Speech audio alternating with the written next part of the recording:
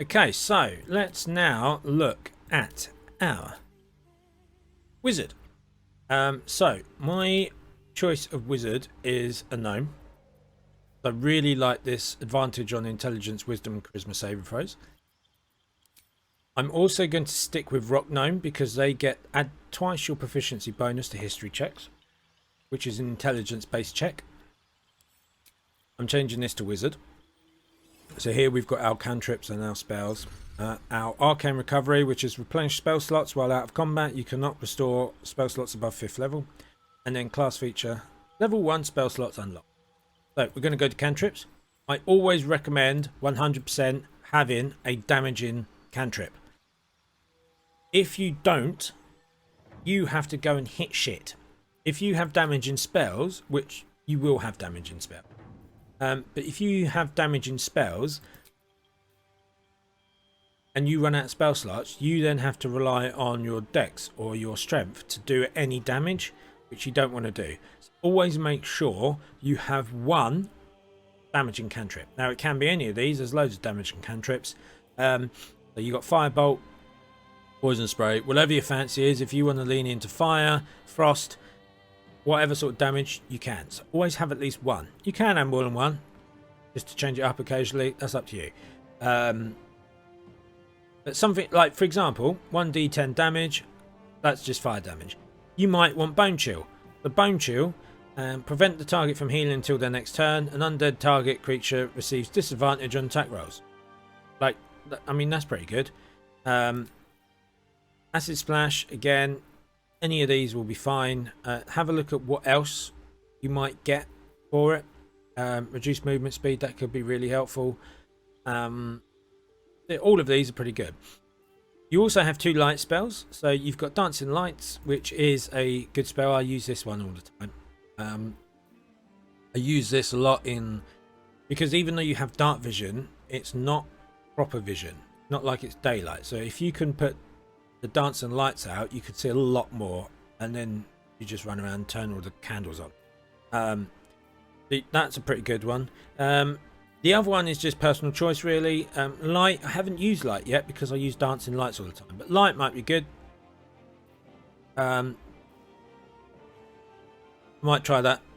Might be worth. I'd have one of those. I wouldn't necessarily worry too much about having both, but have one of those. And then the other one is kind of personal choice, really. Like, you can have Blade Ward, taking half damage from bludgeoning, piercing, and slashing attacks. That would be really good.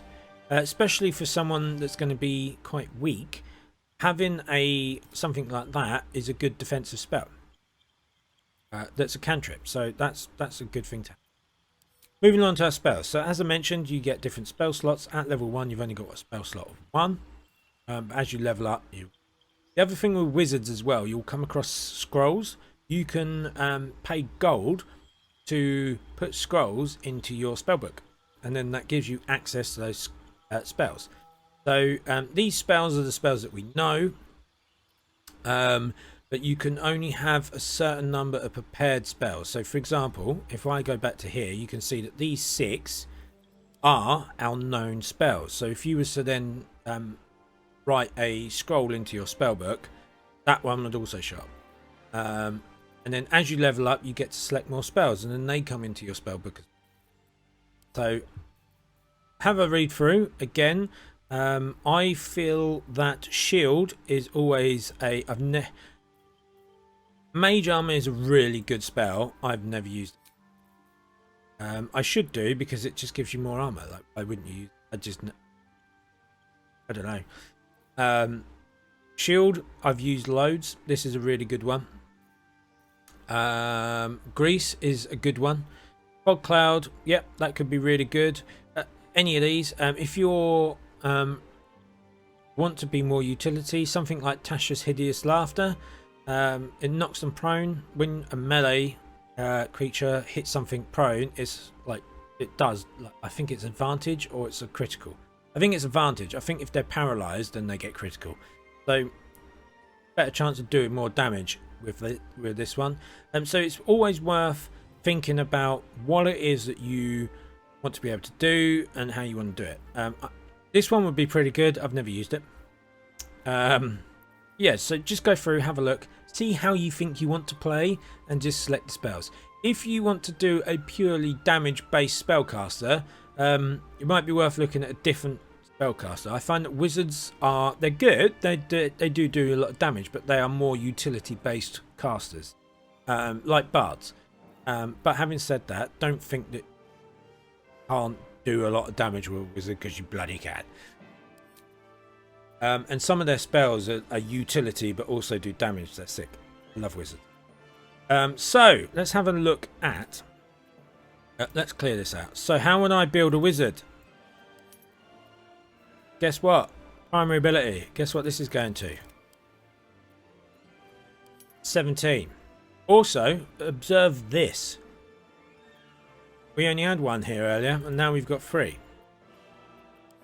So I'm also going to put Dex up to 10, which has also given us another spell slot. Oh no, I think this was just slow actually. I was like, that shouldn't have made a difference. We've now got 4 prepared, but that's because of our intelligence. What point does that? There you go. So when it was on 15, it was 3. Now it's 4. Obviously, it just took a second. Constitution is something we probably want to put higher. As long as this is 17, and don't worry about strength. You're not strength. I think you can probably go anyway, really. Wisdom's quite a good one. Might be good to be high. Thing. That might be a decent build. What we're looking here. So this is maybe give us some extra health there. 30. Let's do. Take that up to 14. Or maybe we put charisma up to 14. So we can do lots of chatty. Or maybe if we want to have more defense, we can go 14 here. So the last couple of points, I'm because of how I know the game plays, I'm probably more likely to stack charisma. But that's not to say that you can't use those last 2 points anywhere. Let's have a look at our skills. So we know that we have, based off our race, +7 to our history. So I don't want to have background that gives us history. Insight and persuasion, probably okay. No, we don't want that. What's it? Insight and religion might be a good one. What does that now give us? So we've got a +5 on arcana, +7 on history, +5 on investigation, nature's +3, +5 on religion, +3 on insight. I quite like that. That's a really good rounded skill set. Not a lot of negatives there at all, is there? There's only one. -1 on athletics. That's pretty good. That's a pretty good stat. That's pretty good. I might keep this guy. We might play this wizard. But yeah, so there you go. So I reckon this is how I would play this wizard.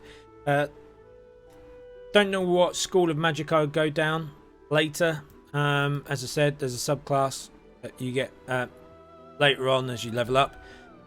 Yeah, and then again, it's all how do you want to play your gnome. So that's all customization. That's not stuff we need to chat about. I really hope you appreciated this video. I hope it helped you in some way, shape or form. Even if it helped you with D&D, like brilliant, good. We always need more D&D players in the world. If you want more content around this, and make sure to ask any questions in the comments below.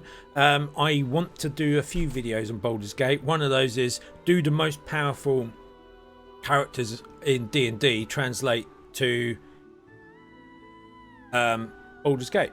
Hopefully they do, in which case we're gonna fucking have a look and see if we can do it, because that includes sometimes multi-classing and stuff, but that's a different video. If there's any topics that you want to know, if you get to a point about the game and you want to know, then feel free to jump in my Discord. There'll be a link in the description, and feel free to ask questions in there. There's also a free Arc server for people to play if they want to do that. Yeah, by all means, there you go. Thank you very much. Please like, comment and subscribe. Share it with your friends, and I will see you in the next video.